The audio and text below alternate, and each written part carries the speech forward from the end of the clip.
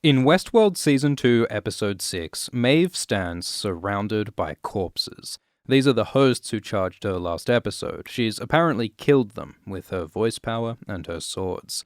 Did she really have to do this, though? Her voice can control hosts. Why not just freeze them, like Maeve did to Bernard last season? Or wake them to consciousness, like Maeve offered to Akane? Maeve told Bernard that she won't hurt him, because that's what humans do to hosts. But here she is, slaughtering dozens of helpless hosts, which arguably makes her no better than the humans she's rebelling against. Akane mourns the death of Sakura, and Maeve remembers her own beloved daughter. It's a comment on the sameness of human stories and feelings across cultures, and a reflection on the preciousness of host life. And then Maeve kills more soldiers, cause fuck those guys. They're confronted by Tanaka, who's challenged to a duel by Musashi. Musashi uses 2 swords in combat, just like the real historical Miyamoto Musashi, who was famous for using 2 swords. Akane asks Maeve to use her power on Tanaka, but Maeve says we each deserve to choose our fate, even if that fate is death. So Musashi beats Tanaka and lets him commit seppuku before beheading him, allowing Tanaka to choose death. But does Tanaka or Musashi or any of the Shogun hosts really have the power to choose? Even if they're off their scripts, their personalities are still programmed. They're not fully conscious, and they don't know that their world is fake. How can they truly choose death when they don't know the nature of their lives? They go to Snow Lake and lay Sakura's heart to rest in the place she felt at peace. Maeve heads off to find her daughter, while Akane and Musashi stay behind. They choose to defend their land and stay with Sakura's spirit, even if it means their death when Delos or other hosts come. Would their choice be different if they knew that their land is a theme park and that Sakura is a broken robot? As this inscription says, everything is a dream. This place is fake. And maybe there's beauty in choosing the illusion, like religious faith, love, meaning. But if Delos restores the park, these hosts could be trapped in the same cycle of death and abuse that Maeve fought to escape. It seems wrong to leave them in danger and ignorance, but maybe it'd also be wrong for Maeve to wake them against their will. It's similar to the real-world ethics of visiting uncontacted peoples. Maybe they have the right to choose to keep to their traditional lifestyles, but can you choose when you don't know the outside world? Hanayo joins Maeve's party as they exit Shogun World through a grave tunnel. The way this works is that Undertaker hosts bury dead hosts by chucking them in these tunnels, where they're taken underground to the mesa for repairs, so Westworld handles the dead without breaking the illusion of the park.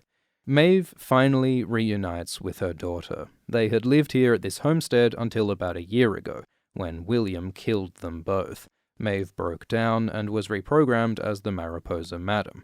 Now when she returns, she finds her daughter has a new mother. Maeve was replaced, just like Clementine was when she was decommissioned.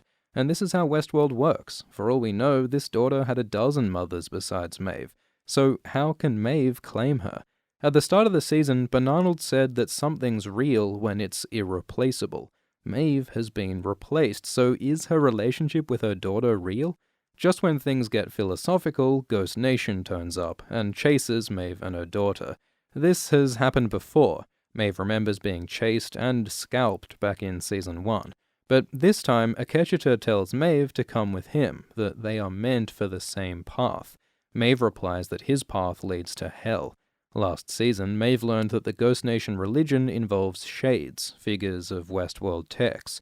Shades are described as men sent from hell to oversee our world, so maybe that's why Maeve associates Ghost Nation with hell, but isn't Maeve woke now? Doesn't she know that shades are just texts, and hell's just the mesa, and hosts get replaced? Isn't she curious about Ghost Nation? And why is she running away instead of using her voice on the hosts? Maeve's meant to have maxed out intelligence. Maybe her daughter and homestead have made Maeve fall back to old patterns. As a conscious host, she has to balance the programmed feelings that give her life meaning against the complex realities that undermine meaning, just like in real life. Lee calls Delos security for help, which could save Felix, Sylvester, and Lee, but it's a betrayal of Maeve, putting her hosts in danger. Lee at least has the decency to look guilty. After the time he spent with Maeve, he sees that hosts are people too. William spends some quality time with his daughter Emily, aka Grace. At first, Bill thinks she's a host sent by Ford. He tells her to evacuate to safety, but she proves her worth by stopping a host ambush. Later, she and Bill have a heart-to-heart. They talk about going to the Raj once with Juliet, Emily's mother. But Emily and Bill have different memories of that time. Some fans take this as evidence that William is a host, failing a fidelity test, but maybe he's just a bad dad who forgets stuff about his kid. Emily says she wants to bring Bill home, to repair their relationship and to save Bill from dying in the park. Bill agrees, but in the morning he leaves Emily behind to continue his quest. So this is classic William. He acts like a good guy and a family man, but that's just to hide his true Westworld self. Emily is also hiding something. She says she only came to the parks for nostalgia and now wants to leave. But earlier, Emily told Stubbs that she's not looking to leave, and we saw her following this map with the Delos research symbol. It looks like Emily has a mission that she's hiding from William. She mentions being contacted by Charlotte, so maybe she's actually working for Charlotte, helping her secure Delos data. And if William is a robot, maybe he's the data. We don't yet know what Emily really wants. While William's hat is black, Emily's is a murky brown-grey. It's not clear whose side she's on. Later, William's party is attacked by Ghost Nation, which is like the 6th time in this series that these guys have turned up, looked spooky, then gone.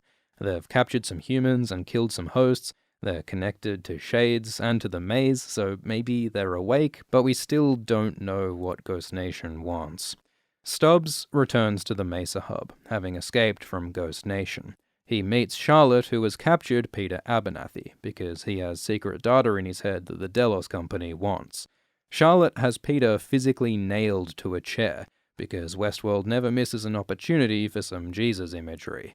Now that Delos' data's secure, the company sends an extraction team led by Coughlin, who in the space of just 50 seconds says the words goddamn, ass, shit, fucking, fuck dicks, and Jesus. Coughlin might be trying too hard. And his team is probably doomed, because we don't see Coughlin in the Week Ahead timeline, and his soldier Goldberg appears dead in the Week Ahead. Bernard's had flashbacks of a fight in the control room, so it looks like these humans are killed by Dolores' hosts. We see Teddy in Sweetwater. Instead of picking up milk like he used to, he grabs a bullet. Because this is the new Teddy, with his new personality. He's more decisive and violent, killing a human hostage. Dolores seems concerned. The new Teddy might be hard for her to control. He seems resentful of the way Dolores changed him. Maybe Teddy will rebel against Dolores' programming, just like Dolores rebelled against human programming. Dolores and her hosts use the Westworld train to blast their way into the Mesa Hub, also killing the human tech Phil, which seems pretty dumb, because without Phil, they can't easily resurrect or reprogram hosts. There's no going back for new Teddy. Dolores' mission is to get her host father, Peter. Bernard and Elsie also head to the Mesa Hub. Elsie says that the system's sending out bullshit quarantine notices, which must refer to these messages on Westworld sites, saying there's been a mild viral outbreak and the parks are closed, but everything's fine. Earlier, the site said that the board members were still celebrating at the gala, so apparently the outside world has no idea that people are being murdered by Westworld robots. Elsie finds that the park's being influenced by something inside the Cradle. The Cradle is a big server where backups of host brains are stored. Their minds are plugged into a digital simulation of Westworld, so the Cradle's like a matrix for robot brains. To investigate, Bernard plugs himself into the Cradle, and inside the simulation, he sees digital copies of Dolores, Teddy, and Robert Ford.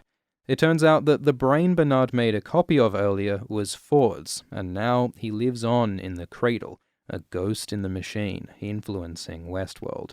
He says online that his reach is limited, but Elsie says the Cradle's affected systems all over the park. Through the Cradle, Ford's been stopping Delos from getting control, keeping his changes like the lethal guns. He's been affecting William's quest, and maybe Dolores and Maeve's stories. Earlier this episode, Dolores played the Mariposa piano. She seemed in control. But now we see Ford at the piano, suggesting that he's in charge. But Ford's influence will likely end. In the week ahead timeline, the Cradle is destroyed, so unless someone puts Ford's mind back into a body, which is possible, Ford might die a final time. The beginning of this episode is even more confusing than the end. Dolores speaks with someone who seems to be Arnold, Ford's partner who died 30 years ago. Arnold talks about the Escalante massacre, whether he should kill all the hosts to try and save them from life in the park. Then Dolores reveals that this conversation is a test for fidelity that they've repeated countless times, like the tests on the robot clone of James Delos in episode 4. So apparently, this Arnold is also some kind of clone, but James was in a physical body. This Arnold is probably a digital simulation, because this scene has the same narrow aspect ratio as other scenes set inside the Cradle. And it does make sense to run these fidelity tests digitally. It's much cheaper than physically burning and rebuilding James's room over and over, and presumably you could run the software fast, do 100 iterations of Arnold in one day, instead of over decades like James. But who is making this Arnold clone in the Cradle? And why? And when? This might be a flashback from decades ago, with Ford trying to recreate his friend Arnold, but it seems like Dolores is running this, so maybe this is happening in the future, with Dolores trying to recreate Arnold. In a connected scene at the start of this season, Digital Arnold mentions a dream of the ocean, which seems to refer to the flooded valley of the Week Ahead timeline. Maybe the Bernard on the beach in the Week Ahead has this Digital Arnold in his head. That would explain why Bernard says he killed all the hosts. He's thinking of the Escalante massacre 30 years ago. So, there's lots we don't know, but it seems like this person is a copy of Arnold in the Cradle, probably made by Dolores sometime in the future. It's a complex mishmash of this season's themes: realness and replaceability, love and relationships, identity and control. But there is one more big Westworld mystery. How does William stay clean-shaven when Dolores isn't around? How does he keep smelling fresh through all these blood-splattered gunfights? The answer is the Dollar Shave Club. For just $5, you can get a starter set with a nice razor handle, shave butter, cleanser, and butt wipes, so Bill can keep his butt fresh when he's sweating on a horse all day. After the first box, razors are just a few bucks a month. The club also does soaps, skincare, haircare, all home-delivered at a low price. So help Alt-Shift-X and look your best by signing up at dollarshaveclub.com/ASX. Thanks to the patrons, including Jessica Cheska, Stuart Valesco, Jared J. Aretnam, Gio Morjane, and thanks to Matt and Katie for their emails. Cheers.